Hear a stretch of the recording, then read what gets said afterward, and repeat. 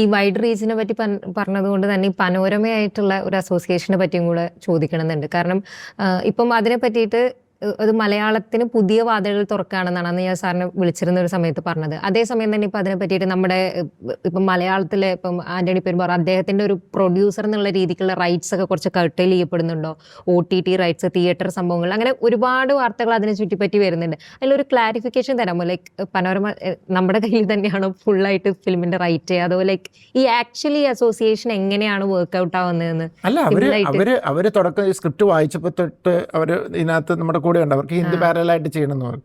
അപ്പോൾ അവരെ സംബന്ധിച്ചിടത്തോളം അവർ വന്നു സ്ക്രിപ്റ്റ് വായിച്ചു, അവർക്ക് സ്ക്രിപ്റ്റ് ഇഷ്ടപ്പെട്ടു. പക്ഷെ ചില ഏരിയയിൽ കേരളത്തിൽ വർക്കാകുന്ന പോലെ അവിടെ വർക്കാവത്തില്ല. അപ്പോൾ അവർ പറഞ്ഞു ഞങ്ങൾക്ക് കുറച്ച് ചേഞ്ചസ് വരുത്തണം എന്നുണ്ട്. അപ്പോൾ ഞാൻ ചോദിച്ചു എന്ത് ടൈപ്പ് ഓഫ് ചേഞ്ചസ് ആണെന്ന് പറഞ്ഞപ്പം അവർ പറഞ്ഞു അപ്പോൾ അവർക്ക് വേറെ ഓപ്ഷൻ ഇല്ല, അവർക്ക് അതങ്ങനെ. ഞങ്ങളത് ഇത് ചെയ്തു. അത് കഴിഞ്ഞ് പടം ഷൂട്ട് ചെയ്തുകൊണ്ട് തീരാറായപ്പോഴത്തേക്കുമാണ് അന്യ എന്നോട് വന്നിട്ട് അവർ എൻ്റെ റൈറ്റ്സ് എന്ന് പറഞ്ഞാൽ തിയേറ്ററിക്കലും ഇതെല്ലാം കൂടി നല്ലൊരു ഇന്നേവരെ മലയാള സിനിമയിൽ നടക്കാത്ത ഒരു കൈൻഡ് ഓഫ് ഡീൽ അവർ ഓഫർ ചെയ്തു. അപ്പം ആസ് എ പ്രൊഡ്യൂസർ അതെന്തിനാണ് കളയുന്നത്? ആൻ്റണി ഇത് അക്സെപ്റ്റ് ചെയ്തു. അതിൻ്റെ അർത്ഥം അതിൻ്റെ റീമേക്ക് റൈറ്റ്സോ ഇതൊന്നും നഷ്ടപ്പെട്ടിട്ടൊന്നുമില്ല. അതിൻ്റെ ഇൻ്റർനാഷണൽ റീമേക്ക് റൈറ്റ്സും ബാക്കി ഡബ്ബിങ് ബാക്കി ലാംഗ്വേജിലെല്ലാം ആൻ്റണിയുടെ കയ്യിൽ തന്നെയാണ്. ഈ മലയാളത്തിൻ്റെ OTT അല്ലെങ്കിൽ അങ്ങനെയുള്ള തിയേറ്ററിക്കൽ അതെല്ലാം കൂടെ അതുമാതിരി ഒരു ഓഫർ കിട്ടുമ്പോൾ പിന്നെ ഇതിനകത്ത് കളയാൻ അത്രേ ഉള്ളൂ.